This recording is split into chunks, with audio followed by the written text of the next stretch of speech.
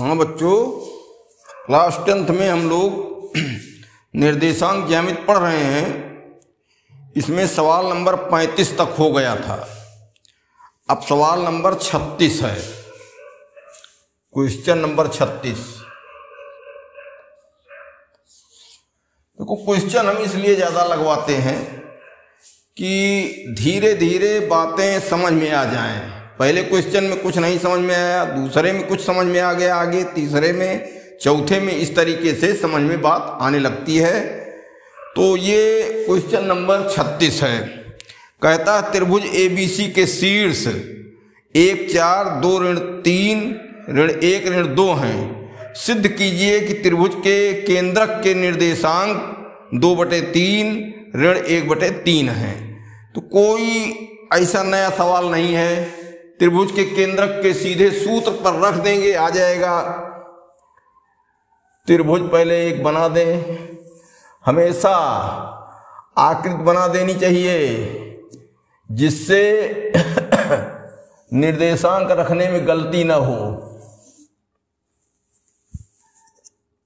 कोई भी त्रिभुज एक बना दीजिए। ये त्रिभुज ABC। अब निर्देशांक इसके दिए गए हैं। पहला है 1 4, दूसरा है 2 3। 1 4 2 3 और तीसरा है 1 2।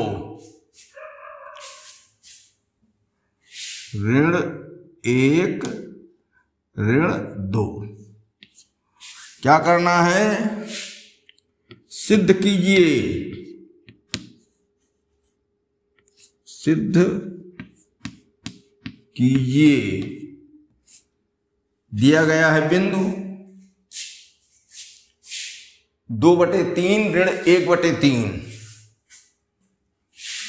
2/3 1/3 केंद्रक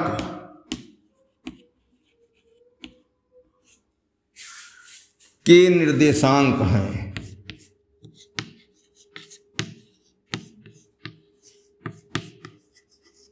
केंद्रक के निर्देशांक हैं। क्या करना है?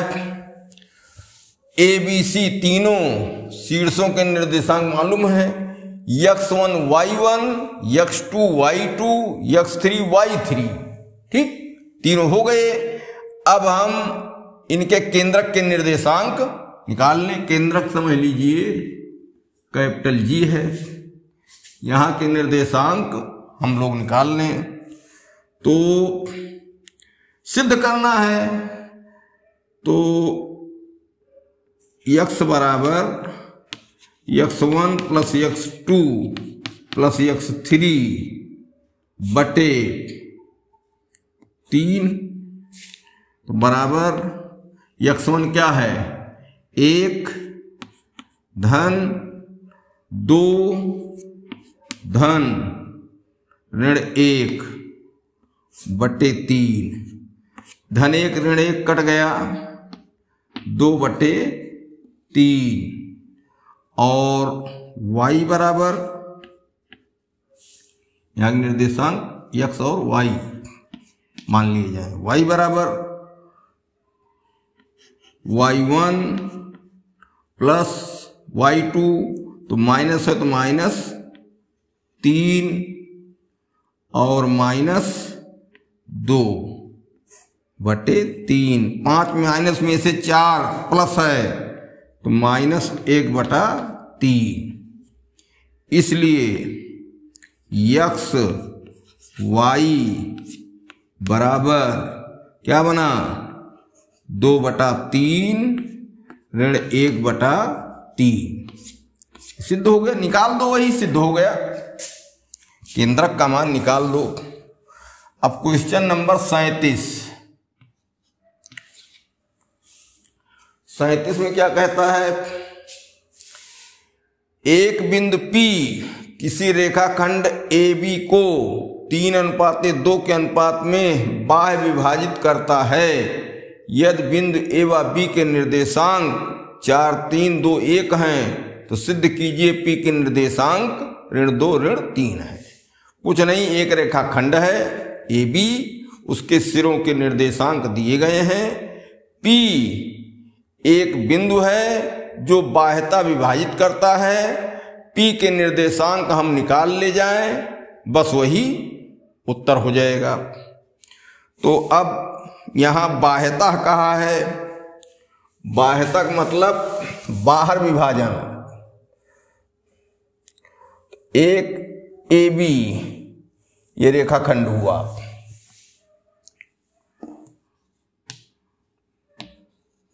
ठीक, इसके निर्देशांक क्या हैं, दिए गए हैं। A के निर्देशांक 4, 3, 2, 1, 4, 3 और 2, 1। बाह्यता विभाजन है यहां P, इसके निर्देशांक x, y मान लो, ठीक। यम अनुपाते n बराबर क्या दिया है, 3:2, 3:2। बाह्यता लिख दो,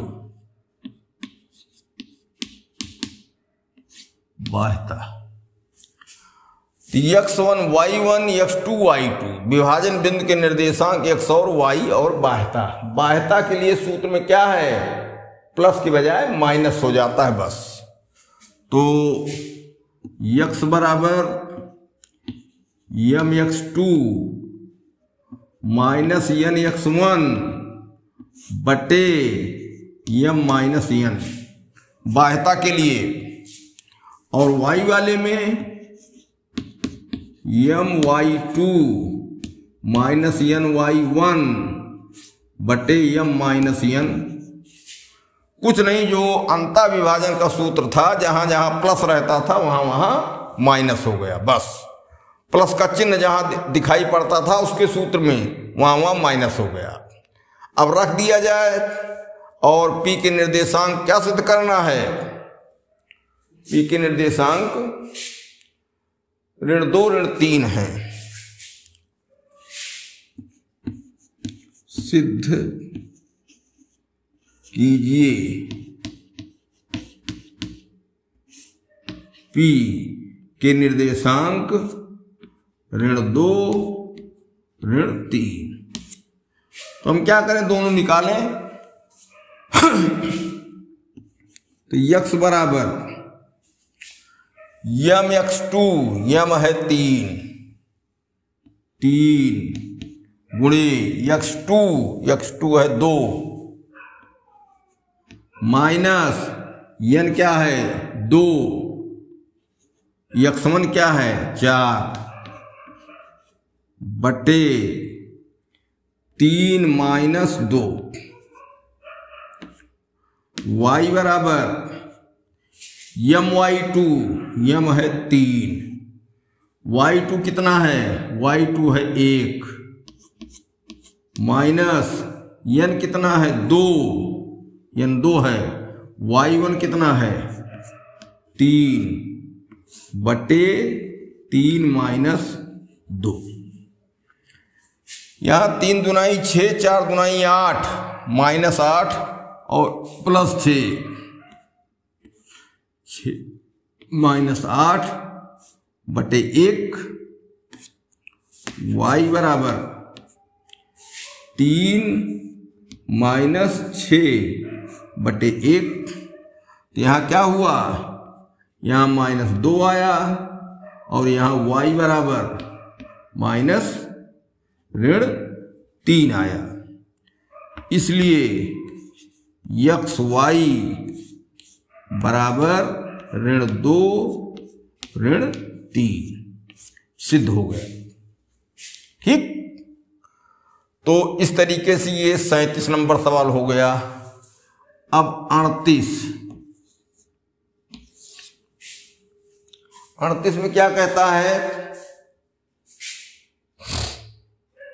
बिंदुओं ए और बी को जोड़ने वाले रेखाखंड ए बी को वाई अक्ष किस अनुपात में विभाजित करता है, इस प्रतिच्छेदन बिंदु के निर्देशांक भी बताओ।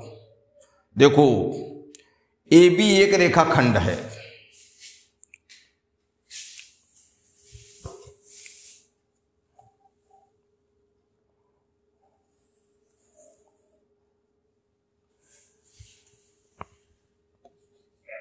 ए बी रेखाखंड है, इसके निर्देशांक दिए गए हैं 5 ऋण 6 ऋण 1 ऋण 4, 5 ऋण 6 ऋण 1 ऋण 4। ये फिर क्या कहता है, यह वाई अक्ष किस अनुपात में विभाजित करता है, रेखाखंड ए बी को वाई अक्ष किस अनुपात में विभाजित करता है, ए बी को वाई अक्ष किस अनुपात में विभाजित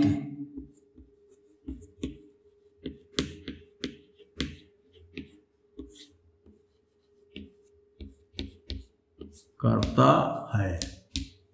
ठीक, हम लोगों ने देखा है ये x अक्ष है, यहाँ के निर्देशांक x और 0 होते हैं और यहाँ y अक्ष के निर्देशांक 0 और y होता है। ठीक, तो जब 0 1 होता है दोनों में से तो अक्ष पर विभाजन होता है, अक्ष पर बिंदु होता है। इसमें कह रहे हैं कि y अक्ष धन y अक्ष मानेंगे, तो जब विभाजन होगा तो भुज इसका जो है वो 0 रहेगा कि नहीं रहेगा। कोट y भले ना हम जानते हूं, y का मान अज्ञात है, लेकिन भुज का मान तो 0 है, 0 एक ज्ञात मान है। तो हम क्या करें, भुज का मतलब यक्ष वाला मान ज्ञात है तो यक्ष वाले में हम रख लें और अनुपात अभी हमको मिल जाएगा। और जब अनुपात हमको मिल जाएगा तो हम रख लेंगे किसमें, y वाले में, तो y का मान हमको मिल जाएगा, बस सवाल हल हो जाएगा। तो यहां हम लिखें y अक्ष पर भुज बराबर 0। ठीक, इसलिए अब यक्ष वाला आधा सूत्र प्रयोग कर लिया जाए, यम और यन का मान मिल जाए, अंतः विभाजन माना जाएगा। तो 0 बराबर क्या था, यम x2 गुणे ऋण 1 प्लस यन x1 गुणे 5 बटे यम प्लस यन। अब देखो ये बटे 1 है, तिरछा गुणा करो, यम प्लस यन आके इसमें 0 में गुणा होगा तो हो गया 0। ये 1 से गुणा होने पर कोई मतलब नहीं, यम गुणे -1 तो माइनस यम, और ये प्लस 5n। अब माइनस यम इधर ले आओ, माइनस यम इधर ले आओ तो प्लस यम हो गया बराबर 5n। अब यन इधर ले आओ, पक्षांतर करके यम बटे यन बना लो बराबर 5/1। इसलिए यम अनुपाते यन बराबर 5/1। इस तरीके से 5/1 के अनुपात में विभाजन हो रहा है। ठीक, अब हम y वाला चाहते हैं मान निकालना, तो y अक्ष पर कोटि, y अक्ष पर कोटि क्या है y, तो y वाला मान ले लो। यम का मान आ गया है 5, my2 यम, चलो एक बार सूत्र लिख दें, my2 प्लस ny1 बटे यम प्लस n। अब यहां लिख दिया जाए, नीचे शुरू करो। यम का मान है 5 गुणे y2 क्या है -4 प्लस n का मान है 1, y1 कितना है -6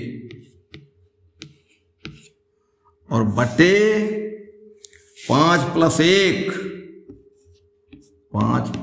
1 क्या बना 5 चौक 20 ऋण 20 और ये ऋण 6 बटे 5 एक 6, तो क्या हो गया 20 और 6 दोनों माइनस 26 बटे 6 बराबर -13 बटे 3।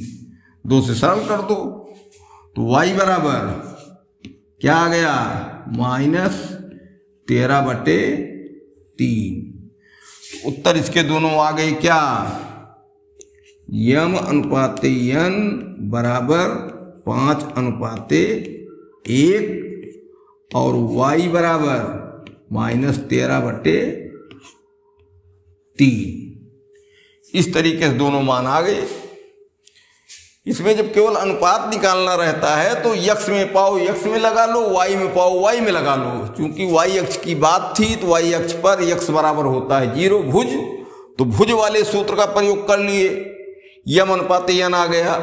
अगर x अक्ष पर होता तो y का मान पाते कोटि का, तो y वाले में रख के यम प्लस n और यम अनुपाते n का मान निकाल लेते। और यम अनुपाते n का जब मान निकल आया तो चाहे x का निकालना हो चाहे y का निकालना हो, रख दो। क्योंकि सिरों के निर्देशांक दिए ही गए हैं तो विभाजन बिंदु के निर्देशांक हमको मिल जाएंगे। इस तरीके से क्वेश्चन नंबर 38 हुआ। अब ये y अक्ष किस अनुपात में विभाजित करता, ये हो गया। अब जो है अगला सवाल।